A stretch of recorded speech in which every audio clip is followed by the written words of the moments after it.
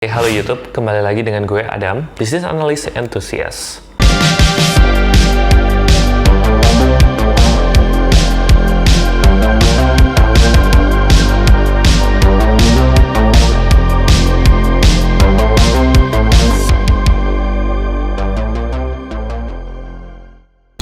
So, kita akan bahas soal guesstimate. Tapi sebelum kita bahas itu, gue mau balik lagi sedikit lebih jauh ketika gue pertama kali interview di sebuah company yang ada di Jakarta.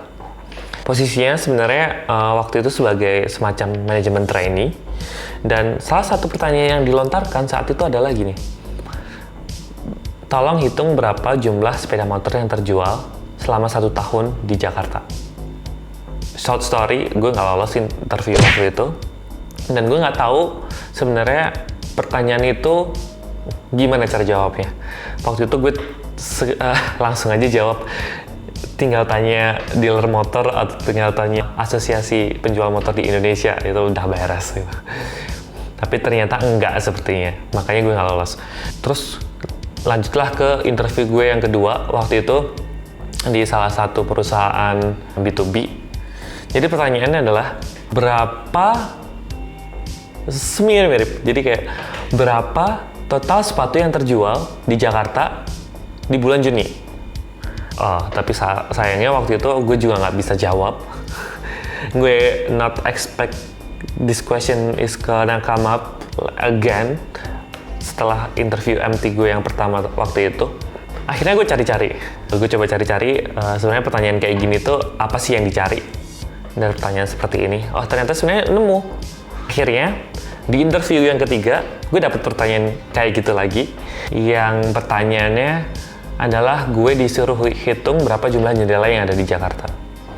Dan kebetulan waktu itu gue langsung dapet feedback dari interviewernya, dan gue cukup baik untuk menjawab pertanyaan tersebut.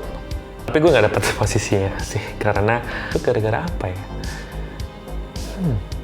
Kalau kita balik lagi di pertanyaan berapa total pedagang gorengan yang ada di Jakarta. Jadi, nama metode yang dipakai untuk menghitung pertanyaan-pertanyaan seperti ini adalah guesstimate. Guesstimate sebenarnya adalah salah satu cara menghitung dengan cara nebak-nebak. Oke, diulangi lagi. Sebenarnya guesstimate itu adalah salah satu metode untuk menghitung sesuatu. Ya, dalam artian bisa segala hal ya, dengan cara ngira-ngira dan menebak-nebak. Intinya sih kayak gitu. Pada dasarnya sebenarnya yang dicari oleh interviewer itu tuh bukanlah the final result yang bisa lo dapetin, tetapi biasanya yang mereka pengen cari tahu adalah gimana cara lo approach untuk dapat angka yang bakalan lo kasih ke interviewer tadi. Untuk cara approach-nya ini sendiri, gue dapat salah satu framework bagus yang kita bisa terapin. Ada 4 step yang bisa kita lakukan dalam menjawab pertanyaan-pertanyaan seperti ini. Yang pertama adalah clarify the question. Jadi kalau semisal kamu dapat pertanyaan seperti ini, yang pertama yang harus kamu mau lakukan adalah clarify the question. Diklarifikasi dulu pertanyaannya seperti apa. Jadi untuk kasus, sebelum kita ambil kasus gorengan, kita ambil kasus yang motornya tadi ya. Oke. Yang jadi pertanyaan adalah berapa jumlah sepeda motor yang ada di Jakarta? Kita bisa clarify dulu sebenarnya motor di sini yang kita mau tahu tuh motor yang seperti apa. Apakah motor yang cuma beroda 2? Kan ada juga tuh motor beroda 3. Atau motor yang cc-nya berapa? Itu juga bisa. Atau motor yang seperti apa? Jadi clarify sedetail mungkin atau sejelas mungkin. Meskipun nanti pasti bakal ada asumsi, tapi seenggaknya ada beberapa asumsi yang bisa di-clarify di awal. Oke, yang kedua adalah breakdown the problems. Breakdown the problems ini maksudnya nanti untuk kasus yang motor itu tadi, kita bisa nge-breakdown jadi beberapa problems yang kita bisa selesaikan. Maksudnya adalah, jadi pertama, sebelum kita approach ke berapa jumlah motor yang ada di Jakarta, kita bisa approach dulu berapa populasi yang ada di Jakarta. Dari populasi yang Jakarta itu, kita bisa breakdown lagi berapa orang yang kemungkinan bisa beli motor, or at least populasi yang dia mampu beli motor. Terus kita bisa approach lagi dari orang yang mampu beli motor itu, kira-kira ada berapa banyak keluarga. Karena biasa motor itu dimiliki satu keluarga, bukan satu orang satu ya, tapi lebih ke satu keluarga itu punya beberapa motor gitu. Setelah itu, kita lanjut ke tahap ketiga, yaitu adalah solve each piece. Jadi, kita coba selesaikan problem-problem yang kita udah breakdown tadi untuk kita cari angkanya. Contoh yang pertama, populasi di Jakarta kita estimasi 10 juta. Orang yang tadi yang ada berapa orang yang mampu beli motor, sekian persen ya. Atau nanti di breakdown lagi, terus nanti kayak dari keluarga itu berapa yang bisa beli motor, tiap keluarga punya berapa motor, nanti di breakdown lagi. Nah setelah itu masuk ke step terakhir, yaitu consolidate the result. Jadi angka-angka yang udah kita dapat tadi, kita hitung semuanya, dan kita nantinya bakalan ketemu nih satu angka akhir yang bisa kita jadi estimation untuk pertanyaan kita yang di awal tadi. Oke. Baiklah, kita akan balik lagi ke pertanyaan yang pertama kita tadi, yaitu berapa jumlah pedagang gorengan yang ada di Jakarta? Step 1, clarify the question. Mungkin untuk pedagang gorengan, itu hal yang bakal gue clarify adalah, ini pedagang gorengan seperti apa nih? Apakah pedagang gorengan yang cuman jualan gorengan aja, yang gorengan tempe, bakwan, dan sebagainya? Ataukah pedagang gorengan yang dia itu juga jualan di resto-resto? Jadi kan biasa warteg atau resto-resto dia kan jualan gorengan tuh. Apakah dia itu dihitung juga? Anggaplah kita dapat jawaban, yang perlu kita hitung adalah semuanya. Yang dimakan di restoran juga, yang beli di pinggiran jalan juga. Kita dapat clarify, kita harus hitungnya seperti apa. So, yang kedua adalah breakdown the problems. Dari pertanyaan tadi, berapa banyak pedagang gorengan di Jakarta? Kita breakdown dulu dari Jakarta aja dulu. Jakarta populasinya berapa? Oke, mending baiknya adalah ini kayak dicatat sih. Oke, gue dapet catatan.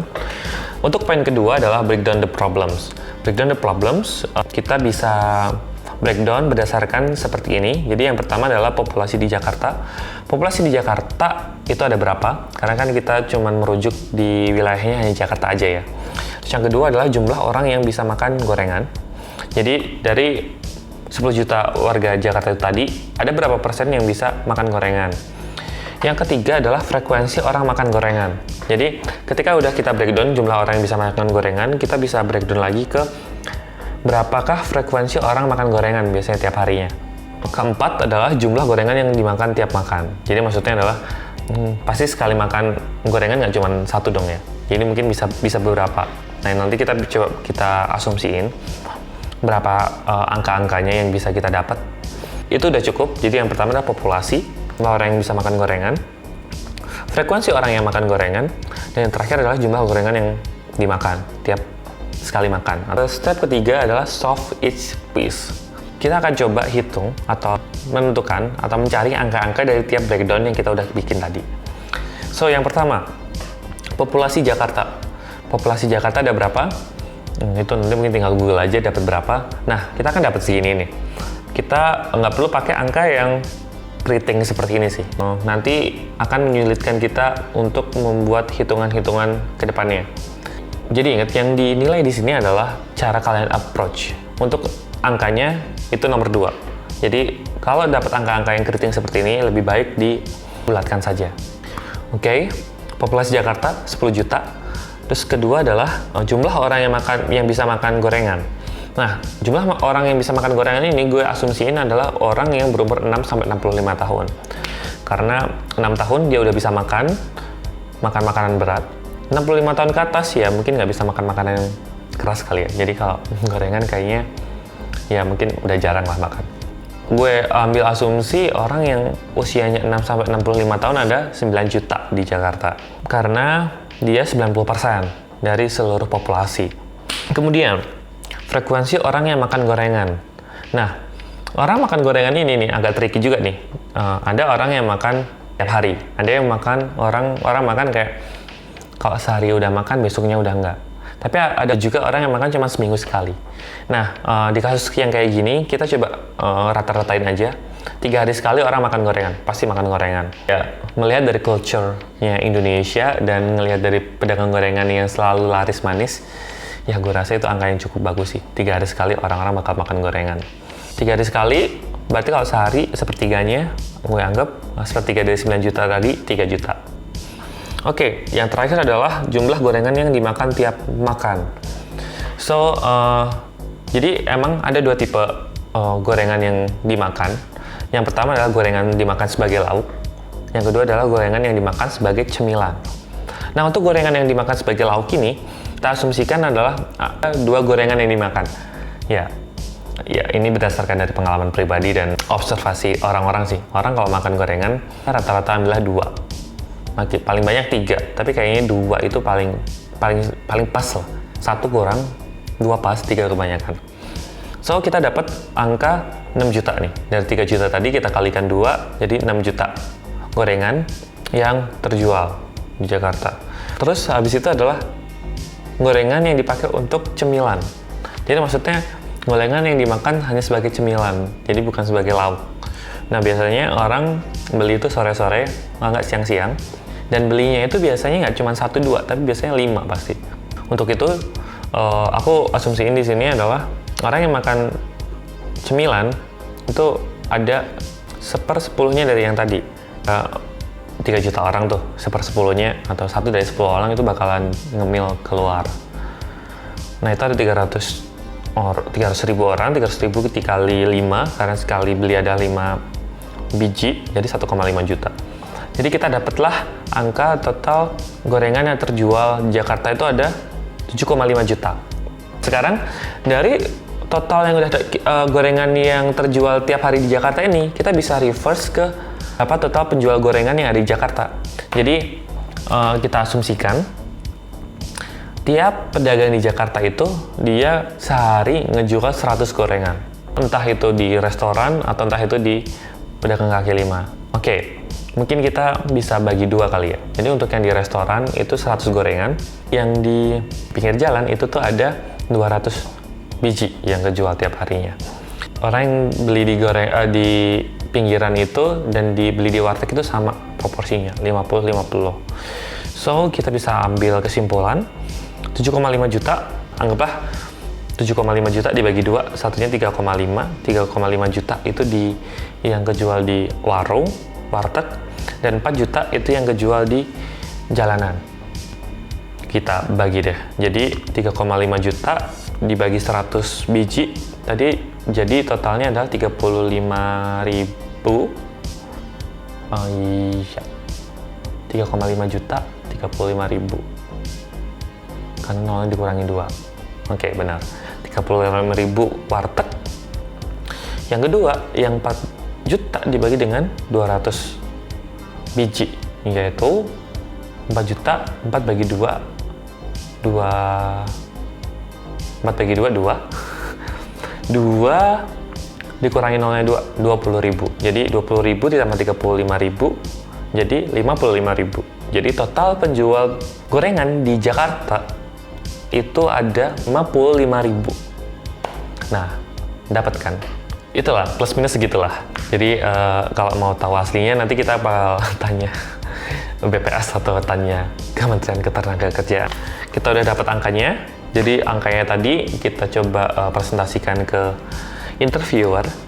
Tapi jangan lupa tetap approach-nya tadi, cara kamu approach itu harus dijabarkan secara detail. Kenapa kamu bisa dapat angka seperti itu? Karena pada akhirnya seperti yang aku bilang tadi, final numbers is not really matter. The matter is cara gimana kamu approach ke jawaban tadi tersebut. Ya, jadi seperti itu aja video kali ini. Jangan lupa like, subscribe, and comment kalau emang ada pertanyaan. Dan tunggu gue di video selanjutnya.